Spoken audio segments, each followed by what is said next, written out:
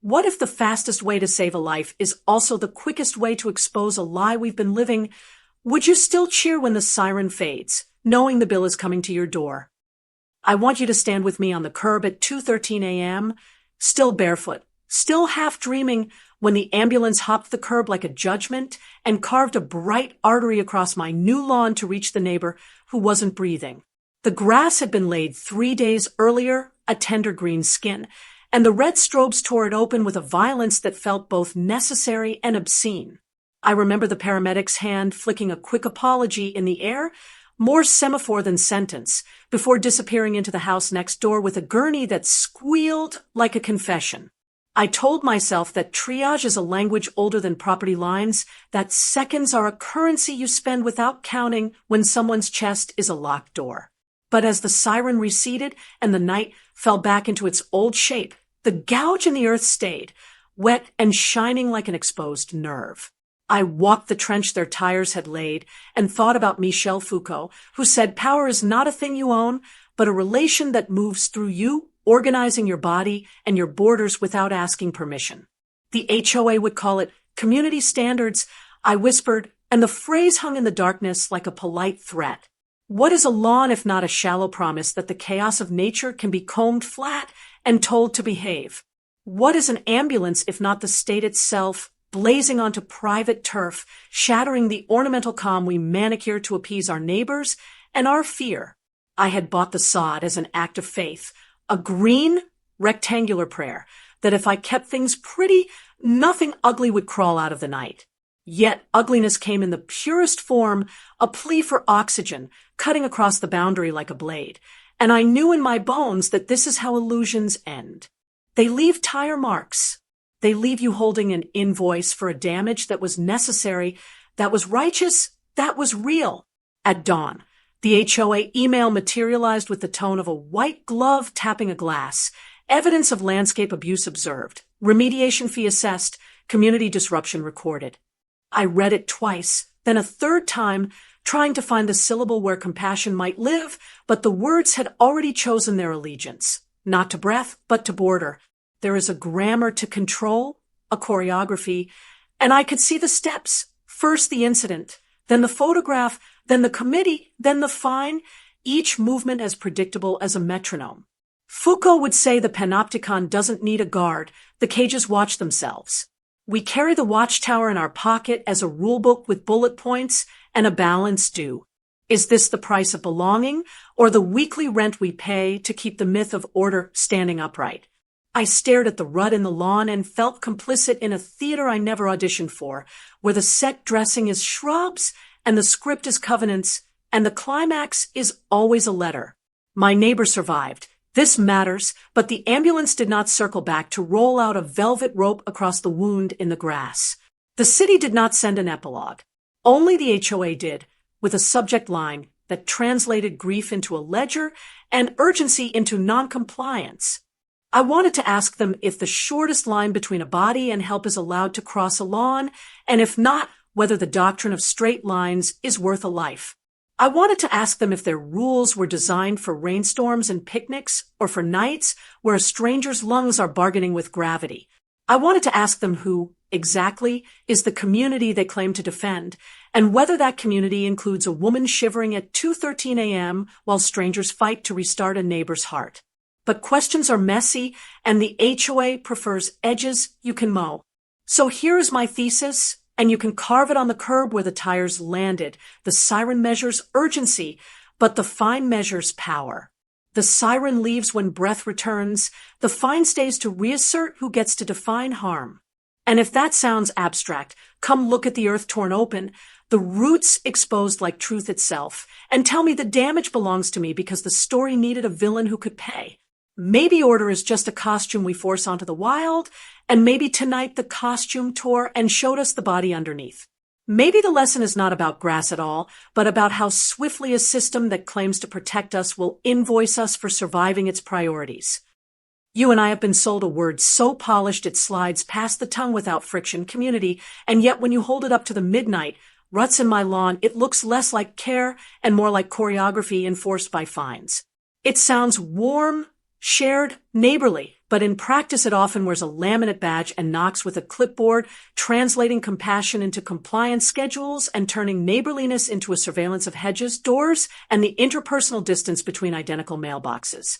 The HOA tells a flattering story about protecting property values, which is to say it guards the marketable myth of order, a glossy narrative where safety is measured in the symmetry of shrubs and where the highest civic virtue is the disappearance of friction from the cul-de-sac.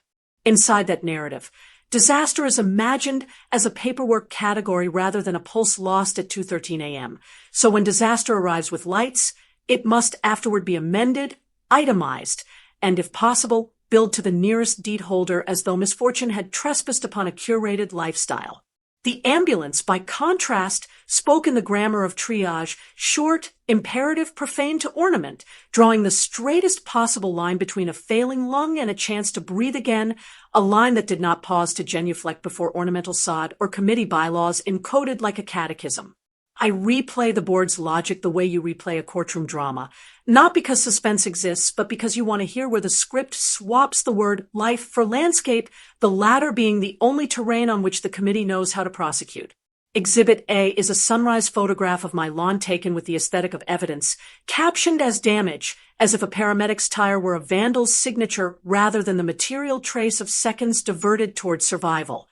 Exhibit B is the covenant, printed in a font that imagines itself eternal, asserting that the integrity of turf is the integrity of the neighborhood soul, which is either a poetic lie or a confession that the soul in question is turf deep. Exhibit C is me, invited to a ritual of acknowledgement, initials harvested on every line, proof that I have learned the liturgy. Beauty first, then breath, and if conflict occurs, beauty invoices breath for the disturbance. In this theater, accountability flows downhill like water after a storm, not toward institutions armored by policy and sirens, but toward the privately insured, name and addressed homeowner who is easiest to reach when the moral winds need somewhere tidy to deposit their silt.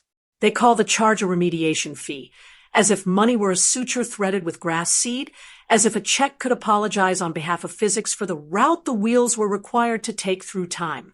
I consider writing truth on the memo line and imagine the bank rejecting it for insufficient decorum, because decorum is the currency of the HOA, the way it launders fear into neat piles of intention. We're told that rules are equalizers, that they render each home a unit cell in a crystal lattice humming with fairness, but the lattice fractures the first time life refuses the schedule, and then the shards are counted as infractions rather than symptoms of an inadequate design. A neighbor's failing heart is not a violation of standards. It is a stress test, and stress tests reveal whether the system was built for human outcomes or only for photographic stillness. When reality arrives, it does not RSVP. It kicks, it bleeds, it drives a steel-framed mercy across the grass because the map of the body does not recognize ornamental boundaries invented for realtors' brochures. Still, the board votes. Or perhaps only rehearses the inevitability of the vote, because bureaucracy prefers the performance of certainty to the labor of discernment and names that preference efficiency to hear itself purr. The minutes will show landscaping vendor contacted, fee assessed, community character preserved, which is a minimalist way to say that a human heart was coaxed back toward rhythm while the earth was asked to forgive our insistence on pretending it is carpet. I ask them, in writing, whether character is the part that grows back or the part that invoices grief before the soil has finished breathing. And the reply arrives as precedent, which is bureaucracy's favorite laundering cycle for yesterday's mistakes. Precedent says curb damage and lawn disruption are charged to the nearest parcel, and precedent does not include a clause for seconds saved or breaths returned, because precedent counts dollars and reserves gratitude for the newsletter's closing paragraph. Precedent prefers daylight, prefers its emergencies tidy, prefers that sirens coordinate with committee calendars, and when reality refuses, precedent instructs the envelope to do the talking. Here is the HOA's moral math stripped of its lace. Convert shock into assessment, convert assessment into lesson, convert lesson into deterrence, and display the deterrence as community standards so nobody has to say out loud that the goal is obedience. They will tell me it is nothing personal, and nothing personal is the most personal sentence a system can speak because it reveals that the harm was arranged by design and therefore cannot be negotiated by pleading your circumstances. Nothing personal is how a structure steps on your toes while logging the scuff as your fault, and then congratulates itself for maintaining a scuff-free aesthetic by charging your account. If the fine teaches anything, it teaches that membership is not belonging but performance, a seasonal play in which you pay the stage crew whether the script is comedy, tragedy, or ambulance, and silence is the only acceptable encore. I kneel at the rut and feel gratitude braided with fury, a double helix of emotion I cannot unspool, because the same mark that means survival also summons the small god of order to demand sacrifice. That god does not want confession or contrition. It wants restoration to the pre-event photograph, a resetting of the scene so the myth can resume, the siren edited out like a cough in a perfect recording. But editing life into seamlessness is not healing. It is denial masquerading as taste, and taste is a poor substitute for ethics when the stakes are measured in breaths regained. So I ask the questions that sand the throat on the way out. What if order without compassion is merely a tax on misfortune? And what if compassion without order dries into sentiment that never gets the grass replanted? What I require to remain here without becoming a garden statue, is a vocabulary large enough to hold both the straight line of the gurney and the curved patience of repair without translating either into guilt. Until such a vocabulary exists, the invoice on my table is not a fee but a mirror, and when I meet its gaze I see a neighborhood that loves symmetry more than people, calls that love prudence, and frames the reflection as progress. If this is community, then community has become a costume. And tonight the mask slipped when the siren crossed the lawn, showing us the unmade face beneath, raw and necessary and unbillable. And if the board insists the mask is the face, then the only honest act left is to refuse the illusion, to name it out loud, and to demand a standard that can look at tire tracks and say, with a full voice, this is the mark of a life resumed. I decided the fine would not be paid in quiet, because quiet is the anesthetic policies used to operate on your dignity without your consent, and I was finally awake enough to feel the incision. I printed the email, circled the phrase community character, and slid it into a folder with photos of the midnight ruts, the timestamps, and a handwritten account that began with breath and not with grass, because the subject here was life, not landscaping. The meeting room smelled like lemon cleaner and timid authority, folding chairs aligned like a picket fence around a lawn of ideas that no one wanted to walk on with muddy shoes. When I asked for the floor, the president gave it to me the way a bouncer gives you the sidewalk, a gesture of permission adorned with the expectation that you will leave it spotless when you're done. I started with the sound of the siren in my memory, not to dramatize but to synchronize our clocks, because the only metric that matters at 2:13 a.m. is the number of seconds it takes to turn a body back toward living. I watched pens hover and eyelids flinch as the story reached the part where the gurney clattered through the threshold and language lost its manners, because urgency never says please. Only then did I bring out the photographs of the gouged sod, not as evidence of damage, but as a map of necessity, a bright line across the manicured fiction we sell each other about order. The board replied with precedent, which is bureaucracy's superstition, and I countered with conscience, which is precedent's auditor, because somebody has to ask why yesterday's mistake deserves the dignity of repetition. A man in a golf shirt quoted covenants like scripture and told me that rules are rules, and I asked him which verse he would recite to a widow if the driver had spent an extra 30 seconds searching for a more photogenic route. The room did that thing rooms do when truth enters without an appointment. It rearranged its posture while pretending nothing had moved. I proposed a remedy that sounded suspiciously like care. Rescind the fee, publish a policy that emergency access is categorically exempt from aesthetic penalties, reimburse collateral damage tied to life-saving events, and hold a community session where first responders teach us how physics outranks decorum. The treasurer stared at me the way a cashier stares at a counterfeit bill, unsure whether to sound an alarm or study the watermark, and I reminded him the only counterfeit item in our neighborhood was the idea that symmetry equals safety. I read letters from neighbors who had watched the tires bounce the curb and felt relief before they felt outrage, and the signatures made a gravelly sound in the air like a path deciding to become a road.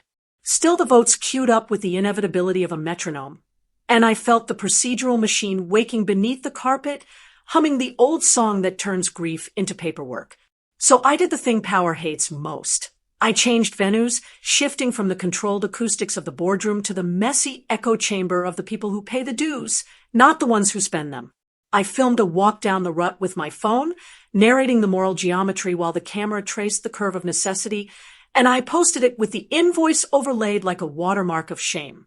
The video traveled through the neighborhood chat like a rumor that remembered to bring receipts, and suddenly precedent looked less like wisdom and more like laziness dressed for Sunday. Sympathy condensed into pressure, pressure condensed into phone calls, and the phone calls condensed into a new calculation about what community character actually looks like when it's confronted by a pulse. Meanwhile, I took the invoice to the fire station and asked the captain to diagram the physics of arrival on the back of a maintenance sheet, because policy without physics is calligraphy, beautiful and useless in the rain. He drew arrows that ignored cul-de-sacs and property lines, and he said the only moral architecture during an emergency is the straightest path between a body and help. I asked him to repeat that sentence in uniform at the next meeting, not as spectacle but as ballast, and he nodded the way people nod who lift time by its shoulders for a living. When he entered the room, the lemon cleaner lost some of its authority, and the folding chairs scooted closer to reality, as if the siren had parked politely in the hallway to supervise our manners. He spoke without theater, which made the words heavier, and he said the tire marks on my lawn were not vandalism but evidence of function, the artifact of an ethical design that privileges survival over ornament.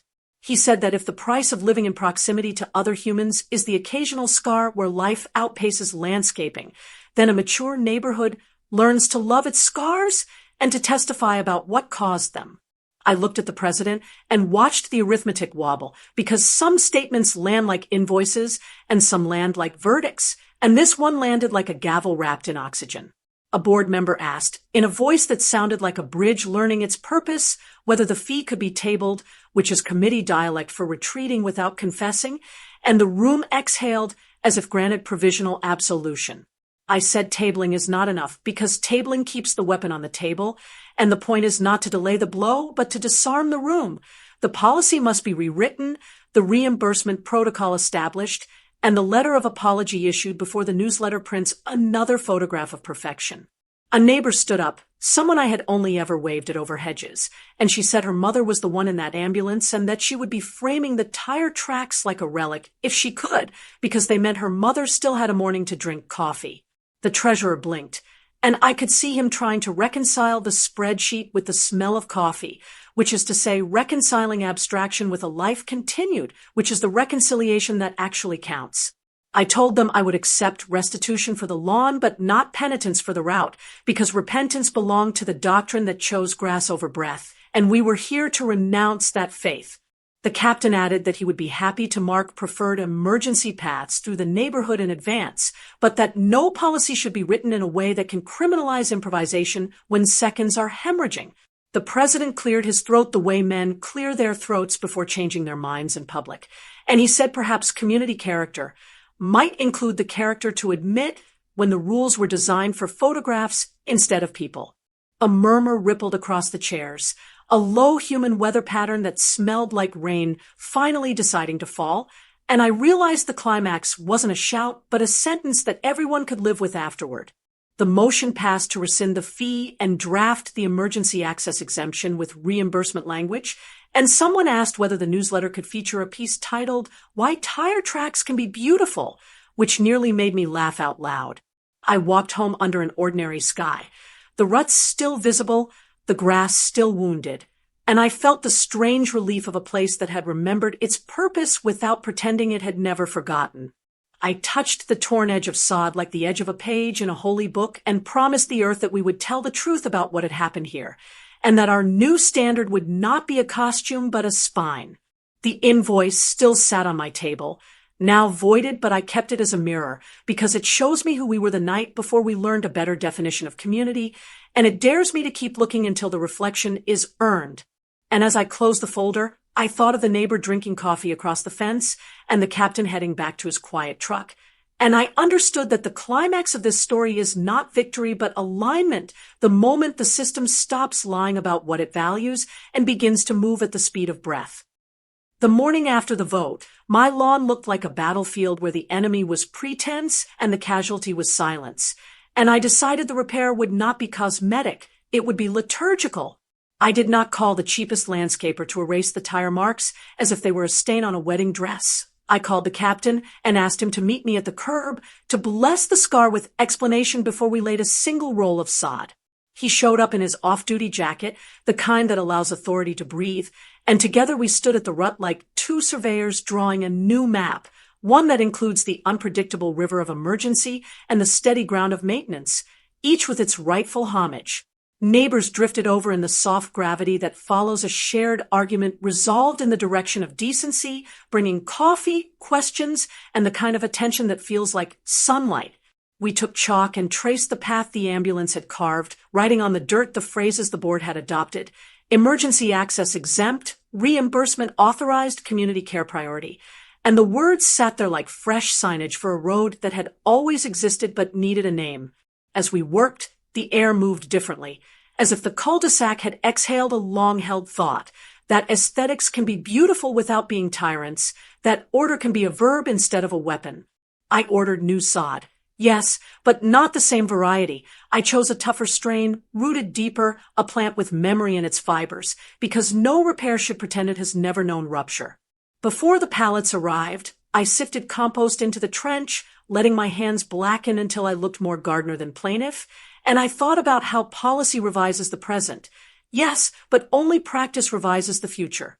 Practice looks like neighbors learning the weight of a gurney, teenagers rehearsing the apartment numbers on our street in case they must one day shout them to a dispatcher, retirees mapping the locations where fences open cleanly when seconds run thin. Practice looks like a committee agenda with a permanent first item: breath before border, printed not as poetry but as procedure. We installed reflective markers at the curb, small, respectful, necessary, so the straightest line to a living body can be found in fog, rain, or panic. The markers wink at night like tiny clauses, punctuation for a sentence we now agree to speak. The newsletter came out with a photograph of the captain and me kneeling in the soil, his hand describing an arrow, mine pressing a root into place, and the caption didn't talk about property values. It said, "This is what we value." It felt absurdly intimate to read those words in a publication that used to celebrate mailbox paint, like watching a stoic relative cry for the first time, startling and honest. Still, the old instincts didn't vanish. They paced at the edges like skittish dogs, and I could hear them whispering that mess is contagious, that mercy attracts abuse, that standards will slide if we let the world keep its dents. So I answered the whispers the way you answer a recurring dream, with a counter-dream more vivid, more persuasive, a story that ends differently. In my version, the scar becomes a tradition. Once a year we gather at the cul-de-sac with shovels and lemonade, and we tend the places where life and logistics collided, not to smooth them away, but to integrate them, like kintsugi filling a crack with gold. We invite the ambulance crew, the paramedics who know the neighborhood not by square footage, but by the steady prayer of pulse oximeters, and we clap for them without fireworks or speeches. We clap with rakes and seed. I watched the treasurer walk up my driveway, his ledger replaced by a tray of seedlings grown on his windowsill, awkward apology, stubborn hope, and I took them like a peace offering from a language learning new verbs. He admitted, quietly, that spreadsheets can count dollars, but they cannot count mornings someone gets to spend with her mother after the siren is gone. And I nodded because confession is a kind of architecture. It builds rooms where people can meet without armor. We talked about power, the word that had stalked this story like a shadow. And we agreed that power dressed as civility is more dangerous than open cruelty because it smiles while it invoices your grief. So we changed the dress code. Not just the bylaws, but the posture, not just the policy, but the reflex. From now on, any rule must pass a simple test. If obeying it in an emergency would plausibly cost a life or even a meaningful slice of one, it belongs in the archive of pretty mistakes. The president wrote that into the minutes in plain language. And plain language has its own gravity. It pulls priorities out of orbit and settles them where they can't slip away during the next vote. At dusk, I laid the last ribbon of sod with my neighbor, the daughter of the woman whose lungs had stalled, and she told me that her mother keeps looking out the window at the repaired lawn with a complicated gratitude, the kind that knows which green is surface and which green is root. We left a thin crescent of the original scar exposed, a deliberate imperfection, an asterisk with soil under its fingernails, and we set a small plaque beside it that reads, "Evidence of function." Some called it morbid. I call it educational. Civilization is not the absence of interruption. It is the skill of recommencing well after interruption, of resuming with awareness rather than denial. I began to see my neighborhood as a chorus line practicing a new step, not the high kick of uniformity, but the shifting weight of attention, left foot compassion, right foot standard, repeat until the movement feels like a walk home. At the next board meeting, we removed a half-dozen rules that existed only to soothe real estate brochures, and we replaced them with a living appendix, a page titled, "When Reality Arrives." On that page, we wrote in bold, "Reality outranks decorum." Document compassion, not infractions. Repair together. It is a short page, and therefore hard to misinterpret. I suggested we publish the emergency exemption policy to the city website and share it with other HOAs, not as a boast, but as a blueprint, and the captain offered to host a regional workshop titled "Straightest Line, Strongest Neighborhood." It is funny how quickly an argument can become an export when it resolves at the speed of truth. People like maps when they've been lost. At home, the voided invoice lived in my drawer, a relic of the old religion. Sometimes I take it out and read it like a cautionary psalm. And sometimes I fold it into a paper airplane and aim it at the trash just to hear the sound it makes when it misses. I still hear sirens at night and still feel the pinch in the chest that imagination keeps on a low simmer, but now the sound is braided with another, the soft consonant of neighbors' doors opening, the sibilant of slippers on concrete, the plural of attention. And here is the philosophical truth I learned with soil under my nails. Order is not the opposite of mercy. It's the instrument mercy plays when it grows up. Left alone, order becomes etiquette. Tuned to breath, it becomes ethics. A lawn can be a stage for vanity or a canvas for memory.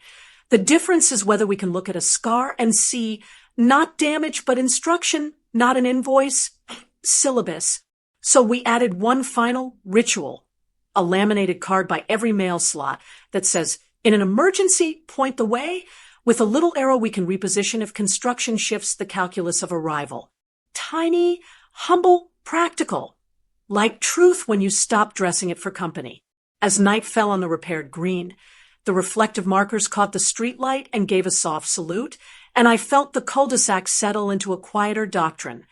That beauty worth keeping can stand a wheel track, that community worth the name can survive a rule change, that a home worth belonging to can host a necessary interruption and call it grace.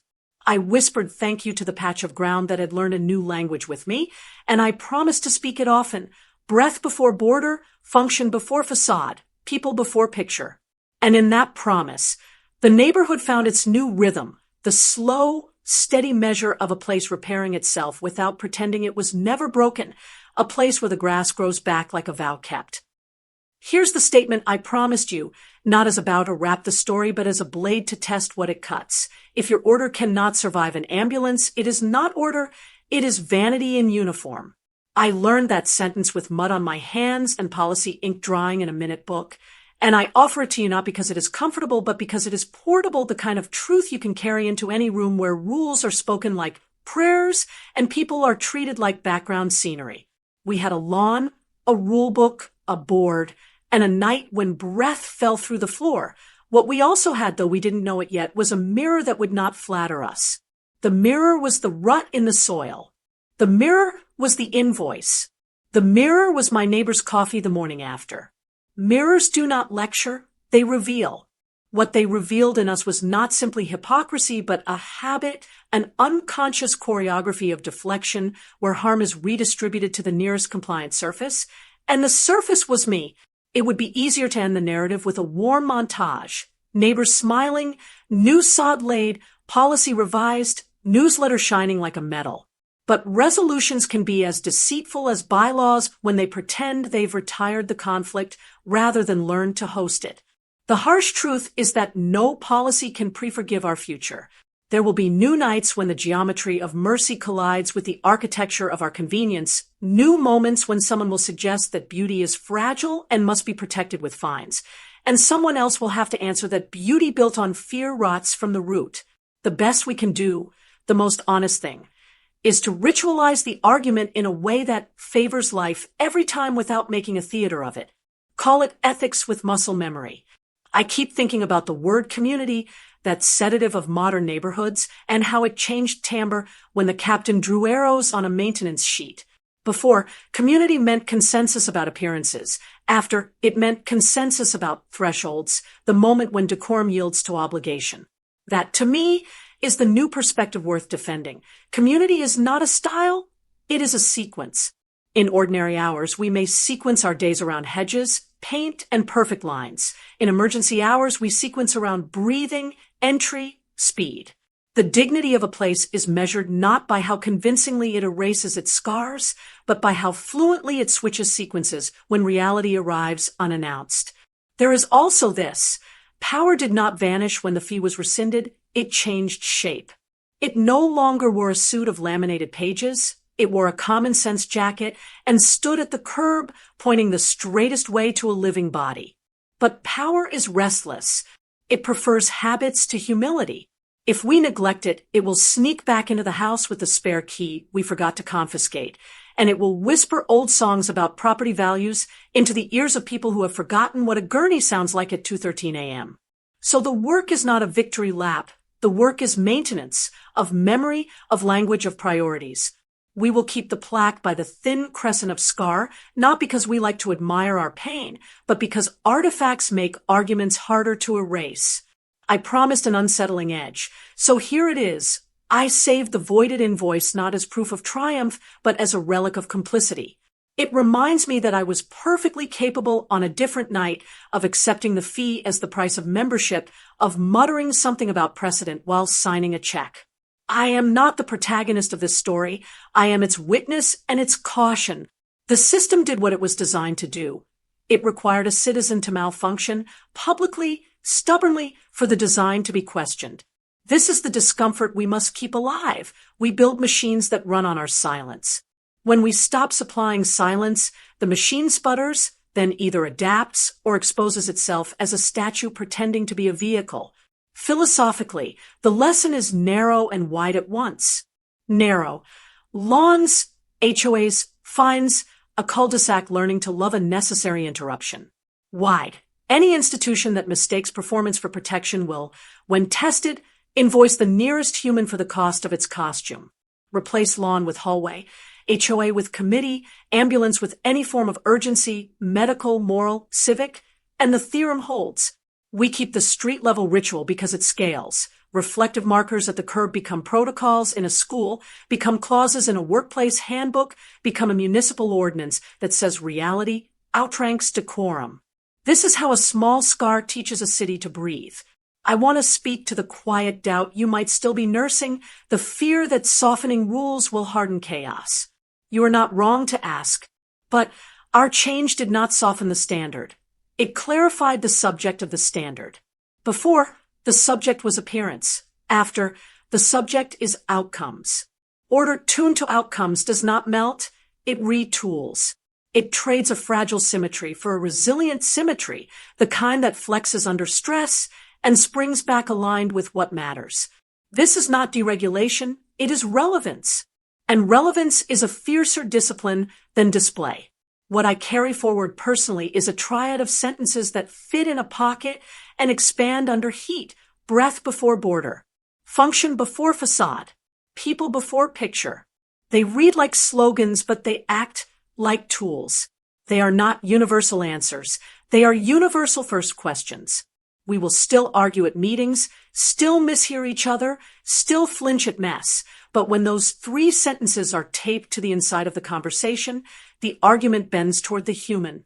Not because we are noble, but because we have given ourselves a fulcrum and a lever, and even old rocks can be moved if you respect the physics. Do I think we are cured? No. Cures are for myths. We are trained lightly to notice when the costume of order is asking for applause during a rescue. We are licensed informally to interrupt that performance. We have accepted that civilization is not a museum of smooth surfaces, but a rehearsal studio where grace and grit learn their duet. If that sounds romantic, step onto my curb at dusk And listen for the smallest sound, the marker winking in the light, the neighbor's door opening, the world remembering its sequence. Romance is just realism observed at the right volume. So here is your call to action, stripped of decoration. Audit one rule where you live or work. Ask it whether obedience under pressure would harm a person. If the answer is yes, retire it. If the answer is maybe, rewrite it. If the answer is no, teach it. Make a plaque. Even if it's a sticky note that names what you care about when seconds are expensive. Invite the people who carry emergencies on their backs to annotate your maps. Frame one scar, literal or metaphorical, and caption it evidence of function. Do not wait for a siren to negotiate your priorities. Do not outsource your ethics to precedent. I end where I began, with a question dressed as a dare. When the next ambulance, literal or figurative, cuts across the lawn you've been tending, will you measure the tracks in inches of damage or in minutes of life returned? Your answer will be your culture, not the one on paper, the one that moves your hands when no one is looking. I hope you choose the sequence we chose, the one that can endure the weight of a gurney and still call itself beautiful in the morning. Because in the final accounting, not the ledger but the life-sized one, a neighborhood is only as civilized as the path it clears to help, and as honest as the bill it refuses to send for the privilege.